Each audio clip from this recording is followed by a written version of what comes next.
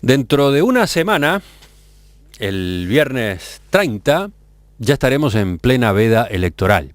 ¿Sí? Las elecciones internas se encuentran a la vuelta de la esquina y por eso todos los precandidatos ahora multiplican sus esfuerzos para hacerle llegar sus mensajes a la población.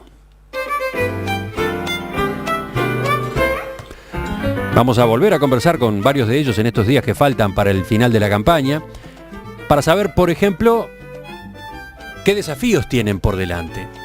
¿Cuál es el caso de José Amorín, concretamente?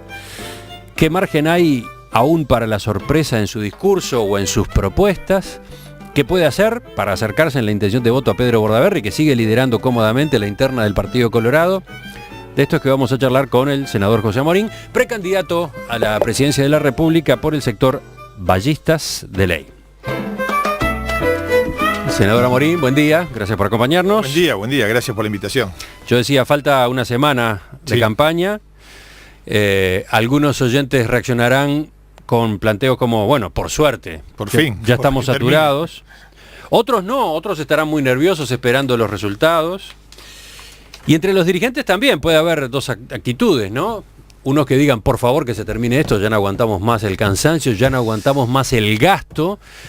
Y otros que digan, con una semana no me da, tengo que remar todavía demasiado para levantar en las encuestas, qué bien me vendría tener unos días más. En realidad hay dos actitudes de acuerdo a cómo viene la elección. Yo he vivido elecciones en las que uno quiere que la elección sea hoy, porque ve que la cosa viene complicada y cuanto más tiempo pase, peor es para el candidato. Uno dice que se termine esto, que es un sacrificio fenomenal. Y hay otras elecciones donde uno siente que viene subiendo, y que se suma gente, y dice, che, si siguiera un tiempo más me vendría bárbaro. Bueno, para mí esta es una de esas últimas. Esta es una elección de enorme optimismo para nosotros, estamos muy contentos. Los dirigentes nuestros de todo el país están muy contentos, están muy entusiasmados. Me llaman permanentemente después de cada entrevista. Yo estoy muy conforme con esta campaña. ¿Usted precisa más días entonces? Yo no, si me dicen vamos a suspenderla 15 días más y seguimos, yo no tengo ningún problema. Yo estoy contento, estoy cómodo. Me gusta la campaña. ¿Y la gente? Bueno, los militantes nuestros están contentos. Los militantes quieren seguir. La gente, yo creo que, bueno, hay un porcentaje alto de la población que no le ha dado mucha bolilla a esta elección interna.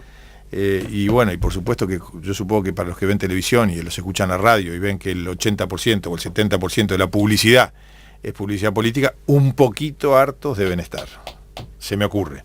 Pues yo es una de esas elecciones que venimos bien, que venimos contentos, que yo veo que la propuesta nuestra empieza a aprender, que la gente vuelve a hablar de vallismo. Hay algunas. Nosotros al principio empezamos con dos propuestas bien simples. Una era hablar de vallismo, lo que era el vallismo.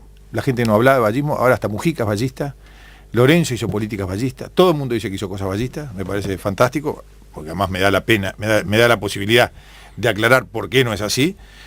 Y el segundo tema que lanzamos fue el tema del impuesto a la renta a las personas físicas, que nosotros decíamos que queríamos terminar con él. Bueno, dijeron, el que diga esto miente, y ahora poco a poco todos se van subiendo, todos. Uno con el IAS, la calle Pou, cosa que me parece bien, bienvenido al club de los que queremos terminar esto, hasta Tabaré Vázquez. Tabaré Vázquez dice que hay que modificar, que hay que cambiar el tema, no sé si de las horas extras o de los aguinaldos. Todos están en el tema. O sea que esas dos propuestas que al principio parecían ridículas y que a mí me acusaron de mentir por decir que yo iba a caminar en esa dirección, hoy todo el sistema político está empujando a favor de esto. Así que vino bien. Vamos por partes. Usted decía, uno de los mensajes iniciales de su precandidatura fue la reivindicación del vallismo. Sí. Y da la impresión de que con el correr de las semanas no ha aflojado en ese sentido, sino que más bien al revés, como que ha ido cada vez más enfatizándolo. En algunas de las últimas expresiones que le escuché, usted habla de que viene de una familia vallista, de una cuna vallista. ¿Por qué va tan a fondo por ese lado? Porque me preguntan mucho. En la elección pasada me preguntaban por qué yo me llamaba José Amorín. Fue la respuesta que tuve que dar 200 veces. Y les decía a todos, así como usted se llama Emiliano Cotelo, yo me llamo José Amorín. En Uruguay la gente tiene un nombre y un apellido. Si me dicen Amorín Valle, me encanta, estoy orgulloso del apellido de mi madre, y ahí termino. Ahora me preguntan, ¿por qué es vallista? ¿Y qué es ser vallista? Bueno, entonces yo la pregunta la tengo más que trabajada. Y entonces, pero bueno, yo vengo de una familia ballista. Para mí ser ballista fue una cosa natural. Pero ahí está, pero un discurso así, con ese tipo de... Para mí está como incorporado el ballismo. Claro, con ese tipo de destaques, usted está marcando perfil. Yo estoy diciendo quién soy yo. Digo, usted está diferenciándose de Pedro Bordaberry, parece bastante claro. No, bueno, yo estoy marcando quién soy yo. La gente para votarme me tiene que conocer. La gente no vota a algún desconocido. Y yo no he tenido toda la exposición necesaria. Entonces la gente tiene que conocerme. Entonces cuando yo digo, yo nací en un lugar ballista y actué en consecuencia siempre. Peleé contra la dictadura.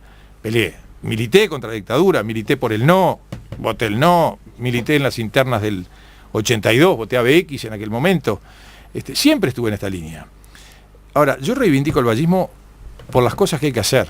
En realidad, para mí lo más importante que tuvo el ballismo fue que fue una fuerza transformadora. Una generación entera, con Valle y Ordóñez a la cabeza, transformó este Uruguay en un país extraordinario, con las mejores leyes sociales, con la liberación de la mujer, con la mejor educación pública del continente, con una cantidad de cosas que nos hicieron sentir enormemente orgullosos. Había una circunstancia económica positiva y esa generación tuvo el coraje y la visión de marcar el camino y de hacer las transformaciones. Bueno, yo creo que Uruguay necesita hoy otra oleada de transformaciones. Las condiciones económicas son buenas, son las mejores de los últimos 60 años, y el Uruguay no ha hecho las cosas que ha tenido que hacer. Entonces lo que yo estoy reivindicando del ballismo es esa capacidad creadora, esa capacidad, esa fuerza para cambiar, esa noción de cuál es el camino.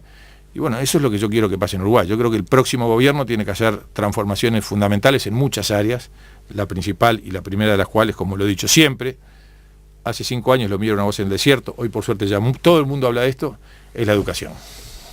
Vamos a detenernos entonces ahora en algunos de los temas que se discuten y que se discuten cruzados, ¿no? Porque no necesariamente se discuten entre candidatos o precandidatos del mismo partido. La campaña esta, si bien es rumbo a las elecciones internas de los partidos, termina incluyendo debates que pasan de un partido al otro, ¿no? Hace pocos días, aquí en Perspectiva, entrevistamos al vicepresidente, Danilo Astori, que será de nuevo ministro de Economía si Tabaré Vázquez gana las elecciones nacionales. Durante ese reportaje, Astori se mostró, ¿cómo decirlo?, especialmente desafiante con la oposición y dijo, por ejemplo, que en esta campaña no se está discutiendo de economía. El Frente Amplio ha logrado darle una orientación de base a la política económica, ha logrado encararla como un proyecto nacional. Yo quiero decir, y lo podemos analizar si se entiende pertinente, que no veo ese enfoque en la oposición. La oposición no tiene un enfoque de proyecto nacional en la economía. Se está viendo claramente en esta campaña. En esta campaña no se habla de economía, no hay análisis económico. Porque decir voy a quitar el impuesto a la renta personal no es hablar de economía. Es más bien una afirmación completamente irresponsable de parte de quien la hace. Decir que por ejemplo... Hay varios puntos acá para conversar con usted, ¿no? Pero vamos a hablar de economía. Pero ahí está, en primer lugar, ¿qué responde sobre el planteo de Astori en cuanto a que no se discute de economía? Con lo cual, de algún modo está diciendo, por lo visto hay muy poco para criticar a las políticas económicas de los gobiernos del Frente Amplio. Primero, creo que hay cosas muy importantes para hablar de economía. Yo creo que está bastante claro que el manejo de la inflación ha sido absolutamente deficitario, el gobierno ha fracasado en el manejo de la inflación desde hace 4 o 5 años. Desde que empezó el gobierno, la meta inflacionaria fue siempre superada por la realidad. Y hoy Uruguay es uno de los 10 países del mundo que tiene inflación más alta, es el tercero en América Latina, detrás de Venezuela y de Argentina. O sea, ahí hemos fracasado rotundamente en un mundo que sabe cómo manejar la inflación. Es decir, hace 30 años no se sabía. Hoy ya todo el mundo sabe cómo se maneja este tema y el gobierno ha sido incapaz de hacerlo. El gobierno ha hecho otras cosas que son muy, muy graves y muy complicadas, muy negativas. En una época de crecimiento fuerte, el propio Astori, este señor que ahora habla con tanta solvencia, cuando fue a hablar al Parlamento y habló frente a nosotros, hizo un muy buen discurso. La verdad que hizo una exposición, él es un muy buen expositor, hizo una exposición muy buena, agradeciendo enormemente al gobierno de Jorge Valle haberle dejado la economía en funcionamiento, con un déficit fiscal manejable, con una inflación baja, con un país en crecimiento brutal y anunció que iba a seguir esas mismas líneas en muchos sentidos. Pero anunció algunas cosas más. Dijo, como la economía va a crecer mucho, vamos a empezar a hacer políticas fiscales contracíclicas. Porque cuando los países crecen, igual que cuando las familias ganan mucho dinero, lo que hay que hacer es guardar para cuando la mano venga mal. Esa era su idea original, con la que yo coincidí. Yo ese mismo día le dije, ahí en la Cámara de Diputados, en la Comisión de Hacienda, le dijo, lo felicito por la valentía y por el coraje de decir que recibió el país en pleno funcionamiento. Ahora cambió, ahora dice que no, que lo agarró en desastroso, pero él es así. Él se está transformando en un hombre que decía una cosa antes y ahora dice otra. Y que antes pensaba una cosa y ahora piensa otra, porque esa política fiscal contracíclica que él tanto anunció, transformó en la política de los espacios fiscales, que es exactamente lo contrario. Es decir, la política contracíclica es, si gano mucho, guardo para cuando la cosa venga mal. Y las políticas de los espacios fiscales es, decime dónde hay un peso o dónde podemos crecer un peso más que lo gasto todo. Y entonces Uruguay, después de un crecimiento fenomenal que ha tenido, está con un 3% del PBI de déficit fiscal. Son más de 1.500 millones de dólares que gasta de más de lo que debería gastar. Es decir, eso por supuesto que hace mucho más dificultoso el manejo de la inflación. El manejo de las reservas, desde mi punto de vista, no ha sido positivo. Hay una cantidad de cosas para decir la story en las que no hizo. Pero hay una cosa que es mucho más importante. Es qué planes y qué políticas a largo plazo se hicieron. Cuando uno ve las cosas, las áreas que más crecieron económicamente en el país, uno ve que una de las áreas que más creció es todo lo vinculado a la forestación. Con la instalación de plantas, que antes el Frente Amplio no quería, y ahora anuncia que va a instalar la más grande del mundo, y eso es una política industrial y económica a largo plazo, porque eso nace en 1987 con la ley de forestal, la ley forestal. Eso es una política económica a largo plazo que tiene resultados 20 años después. Cuando uno ve que otro de los sectores que más creció es el sector de la logística, uno se da cuenta que la logística en Uruguay crece porque tenemos un puerto de Montevideo que es un puerto totalmente distinto al de otras épocas. Primero, una ley de puertos del año 92 que fue muy positiva, y segundo, la licitación de la concesión de la playa de contenedores del puerto de Montevideo, que cambió el puerto de Montevideo y que hoy hace que el Uruguay tenga decenas de miles de empleos en el área de la logística. Un tercer área importante es la agricultura. Hace 10 años la gente no sabía lo que era la soja, no tenía ni idea. Había una salsa de soja para ponerle al arroz, pero la gente no sabía lo que era. Hoy todo el mundo habla de soja, sabe cuánto cuesta la soja en Chicago, es el comentario. ¿Y por qué vino eso? Y bueno, porque en los últimos años del gobierno de Valle aprobamos una ley que les decía a los argentinos que querían venir a invertir acá y a producir acá, miren muchachos que no le vamos a poner detracciones, vengan tranquilos. Bueno, esas son políticas que se marcan en un gobierno y que tienen efecto 10 años después. Lo que yo no he visto en el gobierno del Frente Amplio es ninguna política que vaya a tener un efecto positivo en el futuro. Solo se han beneficiado, por suerte, se ha beneficiado el Uruguay de políticas que se hicieron antes. Bueno, pero ahí está. Usted dice, discutimos de economía. ¿Sí? Pero lo que hace es criticar aspectos de la política económica. Lo que Astori también cuestiona es que no haya una propuesta, no haya un proyecto, una política económica encarada como proyecto nacional. Y entonces señala, decir que se va a prestar atención a los problemas inflacionarios del país no es hablar de economía. Yo no he escuchado una sola explicación acerca de por qué el país tiene presiones inflacionarias. Bueno, no he escuchado hablar de política monetaria, no he escuchado hablar de la situación financiera del país. Perdón, la política monetaria es un error, se ha emitido mucho más moneda de la que se debía emitir, entre otras cosas por el déficit fiscal, y eso es lo que causa inflación. Pero a ver, el mundo entero ya sabe cómo funciona la inflación. Dice Astori, he escuchado propuestas que nos dicen para disminuir la inflación hay que disminuir el gasto sin un mínimo análisis de la posible relación que hay entre inflación y gasto. No. La relación es entre inflación y cantidad de moneda. Lo que ocurre es que Uruguay, cuando gasta más de lo que debe, cuando hay déficit fiscal, el déficit se puede manejar por dos lados. Se puede pedir dinero prestado, que el gobierno lo ha hecho, y en un momento de brutal crecimiento del país, el país ha crecido en forma muy importante la deuda soberana que tiene el Uruguay, y la otra forma de manejar el déficit es emitiendo, es creando más moneda de la que es necesaria. Y eso crea expectativas inflacionarias y después es mucho más difícil controlarlo. Y eso fue lo que hizo durante mucho tiempo el Banco Central. El Banco Central emitió más de lo que debía. Entonces, cuando hay la misma cantidad de bienes y mucho más moneda en circulación, eso es lo que causa inflación. Entonces, no es la cantidad de gasto, es la cantidad de déficit. Si uno tiene ingresos muy importantes, puede gastar mucho, pero siempre menos que los ingresos. Es lo que decía él al principio, las políticas fiscales contracíclicas, lo que no hizo y lo que no cumplió, porque no pudo.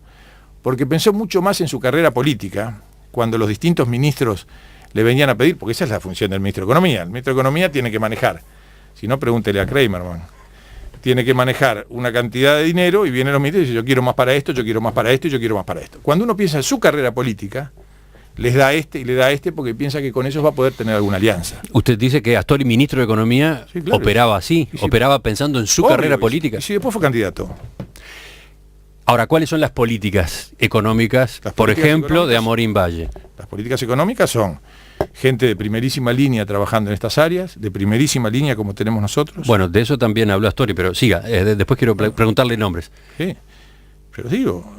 No, porque Astori decía quiénes son los equipos económicos. A ver. Yo no estoy convocando a nadie ni por supuesto entrometiéndome en los asuntos que no me incumben, pero ¿quiénes son los equipos económicos de los otros partidos? ¿Quiénes los integran? El Frente Amplio ya se sabe, en caso de ganar, cómo va a conformar su equipo económico. ¿Cómo se van a conformar los equipos económicos de la oposición?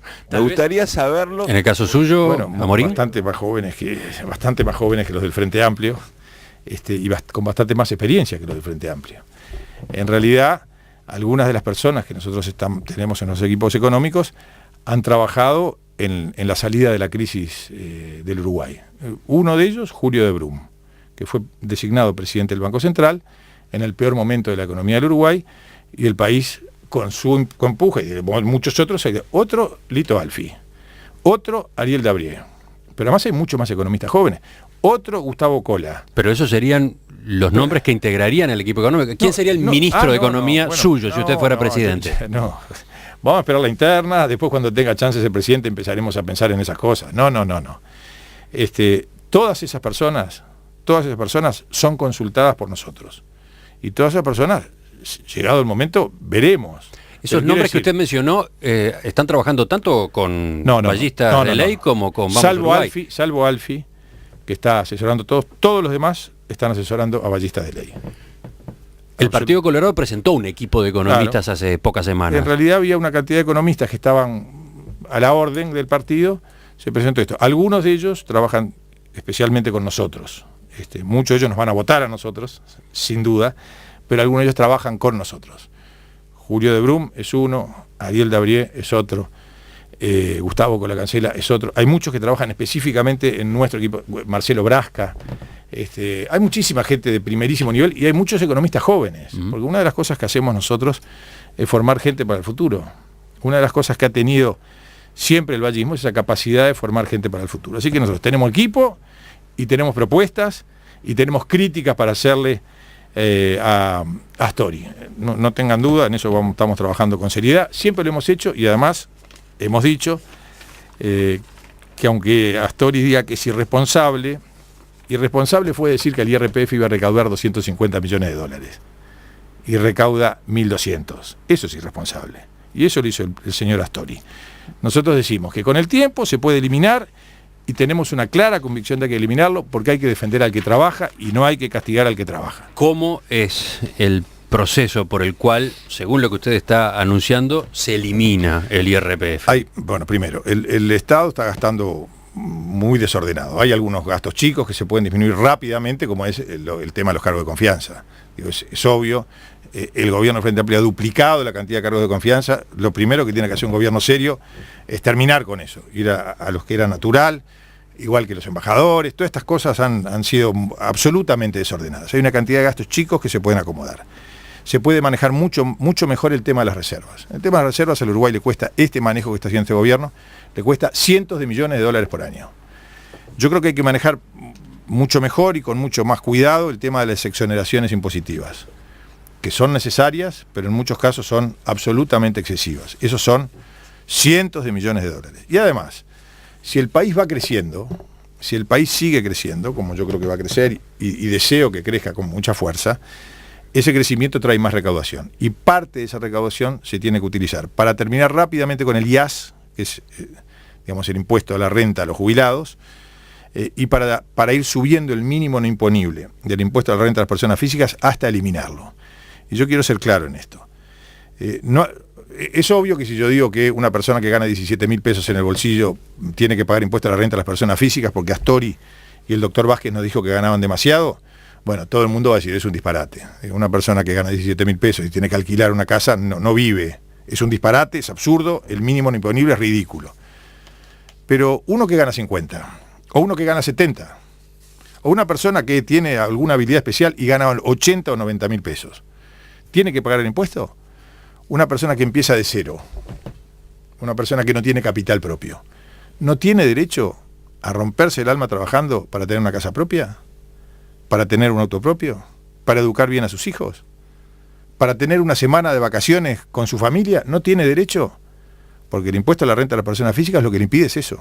Entonces, ahí, concretamente en ese punto, ¿qué es lo que usted propone? Impide la movilidad social. ¿Cuál sería en ese sentido la medida? Hay que terminar con el impuesto a la renta de las personas físicas, terminar con todo. Pero terminar gradualmente, usted mismo lo dice. No, por supuesto. Perdón, terminar gradualmente, y la forma de hacerlo es ir subiendo el mínimo imponible. Ahora, ¿en qué se diferencia de lo que anuncia Astori? Porque Astori mismo dice, manejando el sistema tributario como sistema, nuestro gran objetivo es seguir aliviando la carga tributaria de los uruguayos, especialmente para aquellos que menos capacidad tienen, o sea, los trabajadores, las micro, pequeñas y medianas empresas. Y agrega, lo dijo en la entrevista, sí, el mínimo no imponible ya fue elevado más de una vez en estos años.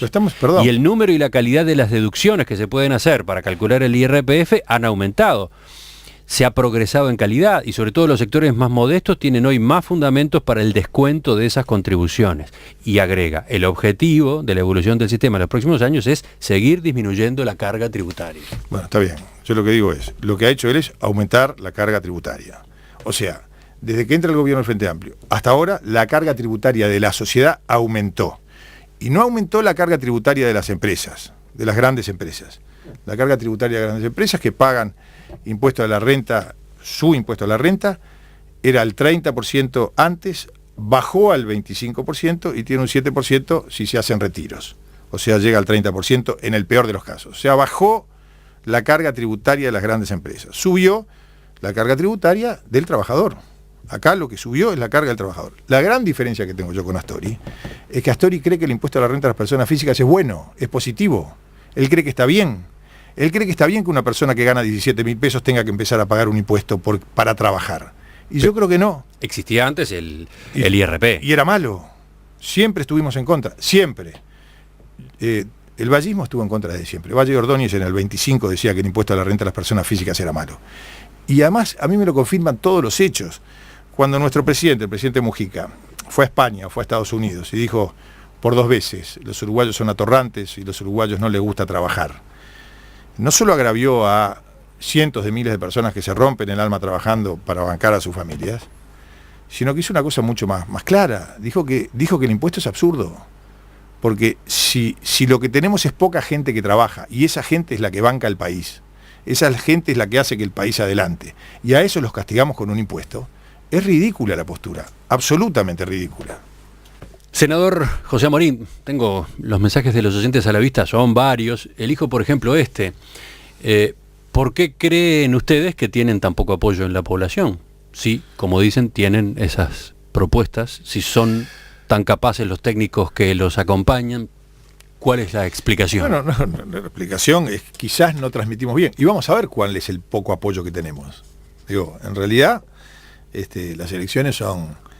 El último domingo, hay una elección interna ahora, después el último domingo de noviembre, y después, de octubre, y después balotaje el último domingo de noviembre, y vamos a ver si tenemos tan poco apoyo. Pero, naturalmente, yo defiendo las ideas en las que yo creo. Yo estoy en actividad política por eso. A mí a veces me dicen, hace 5 años me decían, ¿por qué te lanzaste a esto? Y bueno, pues yo quiero defender una cantidad de ideas, más allá de los votos que tengo. Me parece que eso hace a la política una cuestión noble. No solo tienen que competir los que van a ser presidentes, sino los que tienen que poner sus ideas. bueno, capaz que he sido incapaz de transmitirlas. O a lo mejor las ideas que a mí me parecen tan buenas, a otra gente no le gustan. Pero me parece legítimo y me parece que eso es la política, es que la gente sea coherente y que defienda las ideas y que sienta pasión por esas cosas. Yo siento pasión por la actividad política y siento pasión por mis ideas y muchísimas veces fui en absoluta inferioridad de condiciones, donde nadie daba un peso por mí, donde no teníamos dinero para las campañas, donde las encuestas me daban por muerto, y con esa firmeza y esas ganas que teníamos de defender esas ideas nos ha ido razonablemente bien. Tenemos 2 senadores, tenemos un grupo vallista que crece todos los días, así que veremos cómo votamos, pero yo voy a seguir defendiendo las cosas en las que yo creo. Como estamos en estas últimas entrevistas antes de las elecciones internas, la agenda del diálogo quiero que cambie y que incluya novedades, que incluya asuntos que se han incorporado últimamente en los debates, en las intervenciones de los distintos partidos y los distintos candidatos. En ese sentido, me llamó la atención que el martes, 20 de mayo, en su cuenta de Twitter, usted expresó su respeto ante la marcha del silencio. Sí. Escribió textualmente: estado del alma, los uruguayos merecen saber toda la verdad, nunca más. Es notorio que en el gobierno del presidente Jorge Valle se dieron pasos muy significativos para retomar la búsqueda de los detenidos desaparecidos. Por ejemplo, se creó la Comisión para la Paz. Sí. ¿Usted qué destaque, qué importancia le asigna a este asunto en su agenda? Bueno, primero, yo creo que es un tema. Cuando Jorge Valle creó la Comisión para la Paz, todos nosotros nos quedamos muy conformes y muy contentos porque creíamos que había que cerrar una herida gigantesca que tenía el país, que sigue siendo importante. Y a mí me decían, ¿qué opino yo? A ver si los familiares de los desaparecidos tenían derecho a saber qué había pasado. Y yo creo que sí, que tienen derecho, porque además es natural, porque ha habido mucho dolor de ambas partes, ¿no? Digo, la guerra de la década de los 70 fue terrible para todos. Digo, yo la viví, no era un niño. En el 73, en el 76 tenía 21 años, 22 años, y sabíamos las cosas que estaban pasando, o intuíamos muchas cosas que estaban pasando, y el sufrimiento de los dos lados, de muchísimos policías y militares muertos, y de muchísimos, digamos, por decirlo de alguna manera, los tupamaros, o guerrilleros, también, que pasaron muy mal.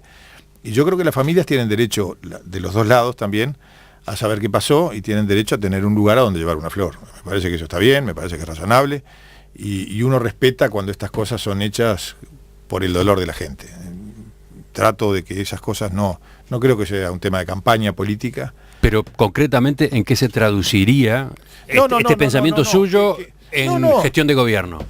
Yo no tengo ningún inconveniente en que se avance en estas cosas. Yo creo. Pero una cosa es no tener inconveniente y otra cosa es facilitar, otra cosa es tomar medidas para que puedan avanzar efectivamente esas investigaciones. Yo creo que una cuestión tipo Comisión para la Paz está bien, para que las familias sepan qué ocurrió con la gente. Ahora, hay una ley que fue plebiscitada 2 veces y hay una ley que la Suprema Corte de Justicia declaró inconstitucional. Así que a esta altura del partido, la ley de la caducidad de la pretensión punitiva del Estado, que se votó en el año 86, se plebiscitó en el 89 y en el 2009, y la Suprema Corte de Justicia opinó sobre ella en el 2013, ese tema está terminado. ¿Cuánto gastó en esta campaña electoral José Amorín? Tengo que hacer los números finales, pero seguramente entre 400 y 500 mil dólares.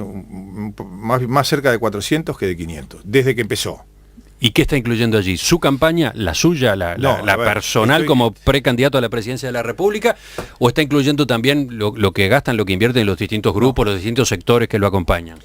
Incluyo toda mi campaña desde el lanzamiento, que hace bastante tiempo de esto, yo creo que fue en julio del año pasado, con el acto importante. Incluyo una parte importante de asistencia a dirigentes del interior. Hay muchos dirigentes del interior que tienen enormes dificultades económicas y que no pueden bancarse una campaña y nosotros ayudamos. Hay otros departamentos que se bancan todos ellos, y en Montevideo básicamente las listas que nos acompañan cubren ellos sus gastos. O sea, es una campaña mixta entre lo que se gasta la campaña con la candidatura y lo que se gasta en buena parte de los departamentos. ¿Cómo le resultó la recolección de fondos? Difícil, pero lo teníamos previsto, porque a mí me había ido muy mal en la otra elección. Entonces lo que hicimos fue hacer 2 rifas de un auto 0 kilómetro hace 3 años, hace 2 años, donde vendíamos 1000 rifas a $100. Nos fue bien con esa venta de rifas. Hicimos alguna cena en algún lugar que nos donaba la cena, en un lugar importante donde se venden los cubiertos en cifras razonablemente altas. Nosotros concretamente la última que hicimos vendíamos a $2.500 la mesa de 10, o sea, a $250 la mesa, el cubierto. Y después tuvimos donaciones personales y algo que ponemos nosotros. Todos nosotros hacemos nuestros aportes permanentes a estas cosas. Se está gastando mucho dinero en estas campañas electorales del año 2014. Yo soy una campaña a pedal. A eso iba. La mía es baratita. ¿Saca alguna conclusión con vistas al futuro en esta materia, la del financiamiento de las campañas? El problema es que las campañas se hacen largas y se hacen muy caras, y naturalmente el que tiene más dinero tiene más posibilidades. Cuando uno inunda de avisos televisivos una cantidad de cosas, o cuando uno es capaz de hacer una cantidad de actos, de alguna manera influye en la gente. Pero así ha sido siempre, todos lo sabemos, y hay también otra forma de hacer política, esa forma de recorrer cientos de miles de kilómetros en el mano a mano con la gente, que yo creo que al final es la más efectiva. Pero mi pregunta es, sí. acá están de por medio cambio, por lo menos dos puntos cuestionables. Uno, la desigualdad que puede generarse entre un candidato y otro según las posibilidades que tenga de recolectar fondos. Lo otro, los condicionamientos que pueden implicar algunas donaciones. Sí. En realidad, yo no tuve ninguna donación del volumen como para que implique condicionamiento. Y si la tuviera, a nosotros no nos condicionan. Digo. No, pero mi pregunta es, ¿hay que reformular el sistema para el futuro? Yo creo que el sistema del pago por voto es un sistema sensato. Pero no es lo único que financia la campaña. Están también las otras formas de recolección privada. La campaña más compleja es la campaña de elección interna, donde uno no tiene adelantos de parte del Banco República y donde uno tiene que cinchar con lo que puede. La otra campaña, la campaña nacional, es mucho más llevadera, porque de acuerdo a los votos que uno tuvo en la elección pasada, se nos adelanta cierta cantidad de dinero y después se paga por la cantidad de votos que uno tiene en esta elección. Pero entonces, ¿para usted no hay que reformar en esta materia? Yo no soy partidario, yo creo que viene razonablemente bien. Así ha funcionado la democracia uruguaya en los últimos años, y aunque ahora a mí no me beneficia el sistema, creo que ha funcionado razonablemente bien. Senador José Amorín, le agradezco que nos haya acompañado esta mañana. Al contrario, muchas gracias por la invitación. ¿Para dónde se va? Ahora, de hoy tengo Durazno, Tacuarembó, llego a Rivera, mañana Rivera, paso a Artigas, después Salto, después bajo a Canelones, Montevideo, Colonia y seguimos. Buen viaje. Hasta jueves. Gracias.